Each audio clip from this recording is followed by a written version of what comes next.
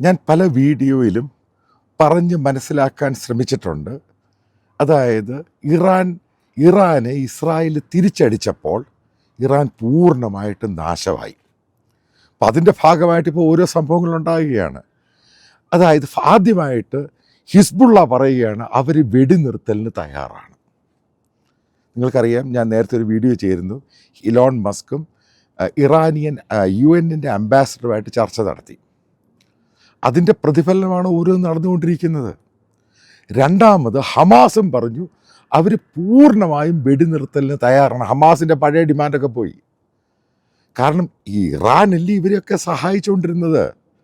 ആയുധമായിട്ടും പരിശീലനവും പണവും എല്ലാം കൊടുത്ത് സഹായിച്ച് ഇറാനാണ്.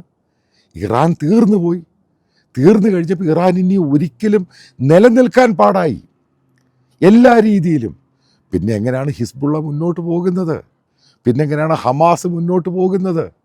അതായത് ഇവർ രണ്ടുപേരും പറഞ്ഞു കഴിഞ്ഞു ഇവർ വെടിനിർത്തലിന് തയ്യാറാണ്. അപ്പോൾ എന്താണ് ലെബനൻ പറയുന്നത്?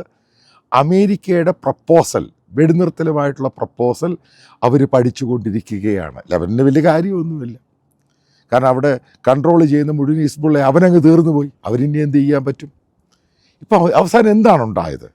ഈ ഒക്ടോബർ 7 ശേഷം ഹമാസ് കാണിച്ച മണ്ടത്തരം. ആ ഗാസ എന്ന് പറഞ്ഞ സ്ഥലം 10 ബിൽഡിംഗ് എടുക്കുകയാണെങ്കിൽ 7 ഇല്ലാതായിപ്പോയി. ഇപ്പുറത്തെ ഹിസ്ബുള്ള അവർക്കെന്താ ഉണ്ടായത്? 4000-ൽ പരം ആളുകളാണ് ഹിസ്ബുള്ളയുടെ, അതായത് ലെബനൻ സർക്കാർ പറയുന്ന കൊല്ലപ്പെട്ടു. അവരുടെ ഇഷ്ടം പോലെ ബിൽഡിങ്ങുകൾ, ഏകദേശം 3000-4000 വലിയ ഹൈറൈസ് ബിൽഡിങ്ങുകൾ തകർന്നു പോയി. ഹിസ്ബുള്ളയുടെ വെടി തീർത്ത് കൈ കൊടുത്തു. അവരിപ്പോൾ എവിടേക്കോ ഇരുന്ന് ഏതാണ്ടൊക്കെ ചെയ്യുന്നു. നേതാക്കളില്ലാതായി. ഇതിനൊക്കെ സപ്പോർട്ടീവായിട്ട് നിന്നിരുന്നത് ഇറാനായിരുന്നു. കാരണം ഇറാൻ്റെ സാധനമില്ല. അവൻ്റെ സ്റ്റോറേജ് അടിച്ചു പോയി, അവൻ്റെ ലോഞ്ചർ അടിച്ചു പോയി, അതിൻ്റെ മിസൈൽ ഉണ്ടാക്കുന്ന സാധനങ്ങൾ, അത് ഫാക്ടറി, അതിൻ്റെ ഫ്യൂവൽ ഉണ്ടാക്കുന്ന ഫാക്ടറി, അതിൻ്റെ മോട്ടോർ ഉണ്ടാക്കുന്ന മുഴുവൻ തീർന്നു പോയി. പിന്നെ അവനെങ്ങനെ അതിൻ്റെ സഹായിക്കുന്നത്? ഞാൻ നേരത്തെ പല ആവർത്തി പറഞ്ഞു. ഇപ്പം ഞാൻ എൻ്റെ വീഡിയോയുടെ താഴെ ചില ആൾക്കാർ പറയും ഞാൻ നേരത്തെ പറഞ്ഞു. ഇത് ഞാൻ പറയുന്നൊരു ശൈലിയാണ്, അല്ലാതെ ഞാനിവിടെ വന്ന് ഇത് പറഞ്ഞു ഞാൻ ക്രെഡിറ്റ് എടുക്കാൻ വേണ്ടി പറയുന്നത്. എൻ്റെ ഒരു ശൈലിയാണ്, ഞാൻ ഈ പറയുന്നൊരു രീതിയാണിത്. ഞാൻ വളരെ കൃത്യമായിട്ട് പറഞ്ഞിരുന്നു. ഇറാൻ എന്ന് പറഞ്ഞ രാജ്യം 10 വർഷം പുറകിലോട്ട് പോയി. അവർക്ക് സൈനികമായിട്ടും ഒന്നും ചെയ്യാൻ പറ്റത്തില്ല. കുറച്ച് പേരുണ്ട് ഈ റിപ്പബ്ലിക്കൻ ഗാർഡ്സ് എന്ന്, അതിനകത്ത് തന്നെ വിള്ളലുണ്ടായി. ഒരു രാജ്യത്തിൻ്റെ ഏറ്റവും പരമോന്നതമായ സ്ഥാനമെന്ന് പറയുന്നത് ആ രാജ്യത്തിൻ്റെ കേപ്പബിലിറ്റിയാണ്. അതായത് ആയുധത്തിൻ്റെ ശേഖരം, ആയുധങ്ങൾ ഉണ്ടാക്കുന്ന കേപ്പബിലിറ്റി.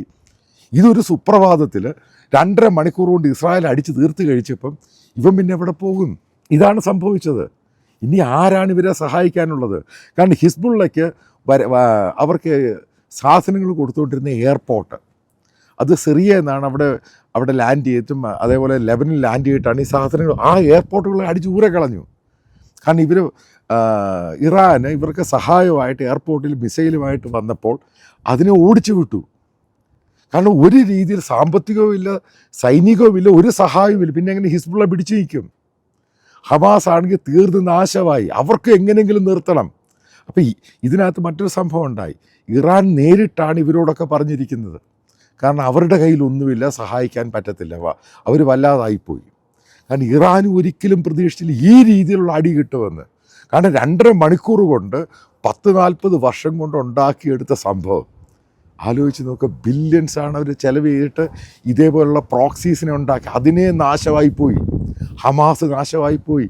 അതേപോലെ സിറിയയിലുണ്ടായിരുന്ന പ്രോക്സീസ് നാശമായി, ഇറാഖിലുണ്ടായിരുന്ന പ്രോക്സീസ് നാശമായി. ഹിസ്ബുള്ളയുടെ വെടി തീർത്ത് കൈ കൊടുത്തു.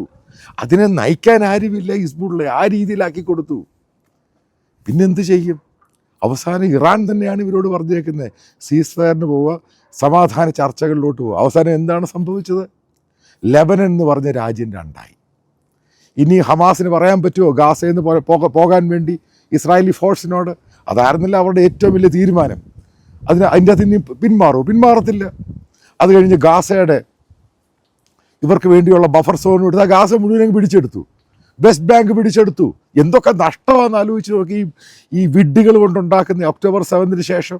ഗാസ പോയി, വെസ്റ്റ് ബാങ്ക് പോയി, അത് അനക്സേഷനായിട്ട് ഡിക്ലെയർ ചെയ്തു, അവിടെ ബജറ്റ് കൊടുത്തു, ലെബനൻ്റെ പകുതി ഭാഗം തെക്കൻ ലെബനൻ പിടിച്ചെടുത്തു.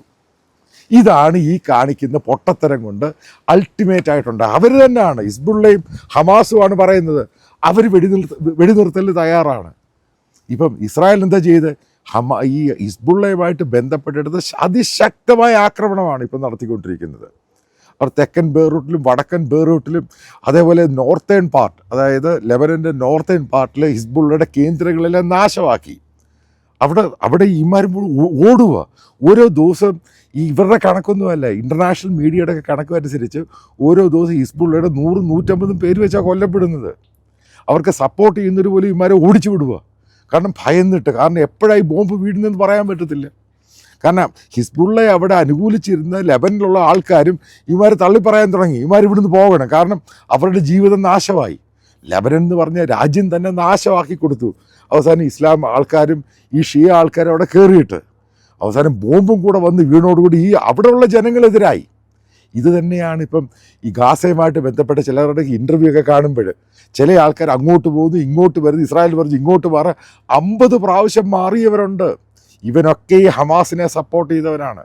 അവനൊക്കെ അനുഭവിക്കുന്ന കണ്ടില്ല ഏത് രീതിയിലാണെന്ന്. ഏത് രീതിയിലായിരുന്നു ഗാസ, എല്ലാം കിട്ടിക്കൊണ്ടിരുന്നു. അവസാനം ഇപ്പോൾ പട്ടിണിയും പരിവട്ടവുമായിട്ട് കുടിക്കാൻ വെള്ളം പോലും ഇല്ല, ആ രീതിയിലായി മാറി. അതാണ് ഞാൻ ഡേ 1, അതായത് ഒക്ടോബർ 7 അറ്റാക്കിന് ശേഷം അന്ന് ഒക്ടോബർ 8 ഞാനൊരു വീഡിയോയിൽ പറഞ്ഞു, ഇത് ഹമാസ് മാത്രമല്ല മിഡിൽ ഈസ്റ്റ് ഏഷ്യ വലിയ വില കൊടുക്കാൻ പോവുകയാണ്. ഇത് കൃത്യമായിട്ട് അന്ന് പറഞ്ഞിരുന്നു. കാരണം എങ്ങനെ ടേൺ അറൗണ്ട് ചെയ്യും നിങ്ങൾ എക്സ്പെക്റ്റ് ചെയ്യുന്നതായിരിക്കുകയില്ല. കേരളത്തിലെ സുഡാപ്പി ചാനൽ യൂട്യൂബറും പറയുന്നതല്ല ഇതാണ് ശരിക്കും ഉണ്ടായിരിക്കുന്നത്. അതായത് ഇറാനെ തകർത്ത് നാശമാക്കി കളഞ്ഞു. അതുകൊണ്ട് അവർക്ക് ജീവിക്കാൻ പറ്റുന്നില്ല, കാരണം അവരുടെ സൈന്യമില്ലാതായിപ്പോയി. അവർക്ക് കംപ്ലീറ്റ് ആയിട്ട് അവരെ ബ്ലാക്ക് ഔട്ട് ചെയ്ത് കളഞ്ഞു. എന്ത് ചെയ്യുമെന്ന് അറിയത്തില്ല. ഈ രീതിയിലായിട്ട് മാറി. അവർക്ക് ഏതെങ്കിലും രീതിയിൽ അമേരിക്കയുടെ സാങ്ഷൻ വിഡ്രോ ചെയ്യണം. അതാണ് അവരുടെ ആദ്യത്തെ കാരണം ആ രാജ്യമല്ലേ മുന്നോട്ട് പോകില്ല എന്നും പിടികിട്ടി. അവിടെയുള്ള IRGCയുടെ സീനിയർ ആൾക്കാർ പറഞ്ഞു ഒന്നും ചെയ്യാൻ പറ്റാത്തൊരു സൈന്യമായിട്ട് അവരുടെ സൈന്യം മാറി. കാരണം കംപ്ലീറ്റ് സാധനം അടിച്ച് ദൂരെ കളഞ്ഞു. അപ്പം ഇതെല്ലാം കൂടെ കാൽക്കുലേറ്റ് ചെയ്തിട്ട് ഞാൻ നേരത്തെ പറഞ്ഞു ഇതാണ് സംഭവിക്കാൻ പോകുന്നത്. അത് തന്നെ ഉണ്ടായി. ഇപ്പോൾ ഹോസ്റ്റേജസ് നിങ്ങൾ കണ്ടോണം. ഇതെല്ലാം ഇപ്പം ഇറാൻ ഇപ്പം അതിൻ്റെ നേതൃത്വം ഏറ്റെടുത്ത് കഴിയും. ഹിസ്ബുള്ളയോടും ഹമാസിനോടും പറഞ്ഞ് എനിക്ക് തോന്നുന്നു എത്രയും പെട്ടെന്ന് ഈ ഹോസ്റ്റേജസിനെ അവർ റിലീസ് ചെയ്യും. കാരണം അവർക്ക് ഇതിൻ്റെ തടി ഊരിയേ മതിയാവത്തുള്ളൂ. അവർ പ്രതീക്ഷിക്കുന്നതിന് അപ്പുറത്തോട്ട് കാര്യങ്ങളങ്ങ് പോയി. കാരണം എല്ലാവരും നാശമായിപ്പോയി. നശിച്ച് ധാരാളക്കല്ലെന്ന് പറഞ്ഞ രീതിയിലായിപ്പോയി. അത് മുഴുവനും 2.5 മണിക്കൂർ കൊണ്ട് തീർന്നു പോയി. ഈ പ്രോക്സിയും തീർന്നു, ഹമാസും തീർന്നു, ഹൂത്തിയും തീർന്നു. ഇതാണ് ആകെത്തുക കൊണ്ട് ഈ പൊട്ടന്മാർ ചെയ്തപ്പോൾ കിട്ടിയ ഒരു പ്രയോജനമെന്ന് പറയുന്നത്. അതായത് മിഡിൽ ഈസ്റ്റ് എന്ന് പറഞ്ഞാൽ അതിൻ്റെ ജിയോ പൊളിറ്റിക്സ് മുഴുവനും മാറി മറിഞ്ഞു. കംപ്ലീറ്റ് ഇസ്രായേലിൻ്റെ കയ്യിലായി. ഇതാണ് ഇമാരുടെ വിഡ്ഢിത്തരം എന്ന് പറയുന്നത്.